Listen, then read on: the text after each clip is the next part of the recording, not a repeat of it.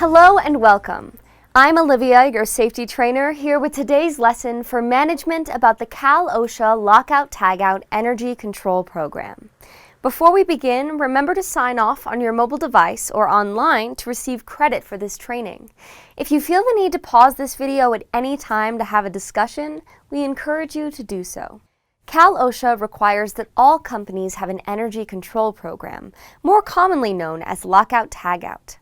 Energy control means to stop and isolate the energy used by tools, equipment, and machines so employees can perform maintenance or cleaning. In this lesson, we'll learn about equipment requiring a Lockout Tagout program, the sections the program must contain, and how to successfully implement an energy control plan in your workplace.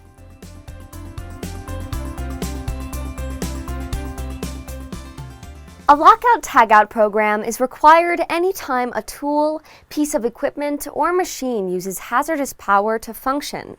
Osha defines hazardous energy as energy that can harm a person. Such energy sources include electricity. This includes electrical panels for buildings, mechanical, hydraulic, pneumatic, chemical, thermal, and any other hazardous sources that power the tools, machines, or equipment. Now that we know when a Lockout Tagout program is required, the next step in creating and implementing a program is to figure out what to cover for your specific job site. In general, a Lockout Tagout program is required to include sections for cleaning, servicing, and adjustment operations, repair and setup operations, materials and hardware, and repetitive process machines. A Lockout Tagout program should also contain employee training on hazardous energy control procedures, release from Lockout Tagout, group Lockout Tagout, shift changes, periodic inspections, and what to do when working with outside personnel.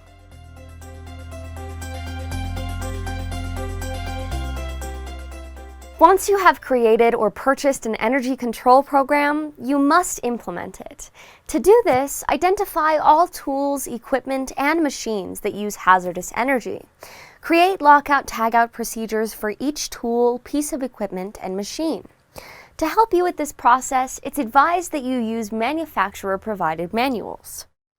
All procedures should be in a written format in a language that will make Lockout Tagout procedures easy to understand and complete by new employees and company veterans. Additionally, when working on the procedures, include training on blocking for hydraulic, pneumatic, and mechanical-powered pieces of equipment and machines.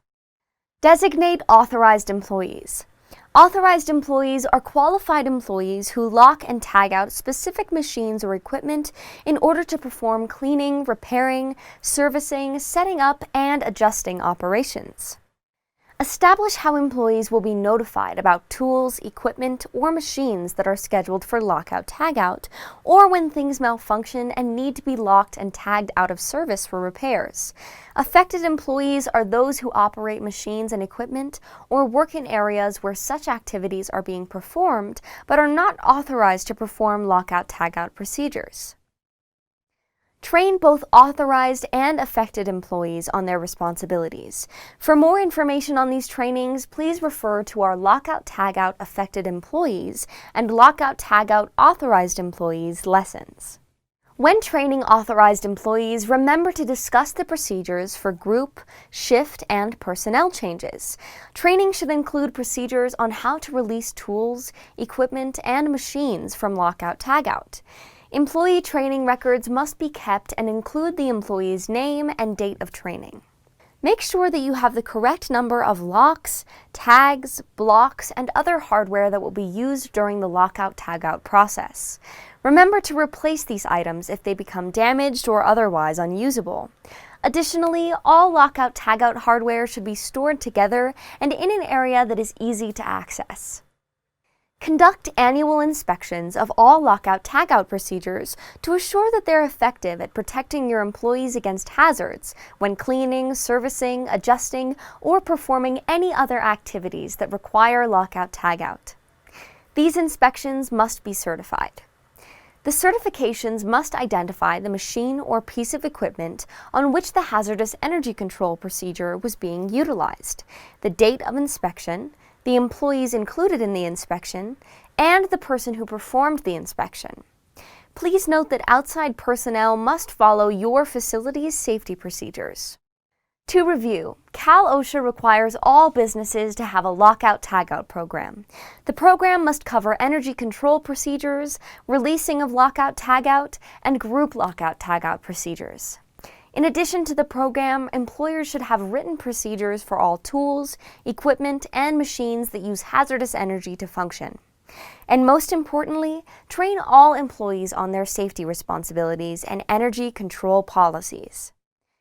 If you have any questions about this lesson, please seek professional help. Once again, remember to sign off on your mobile app or online to get credit for this lesson.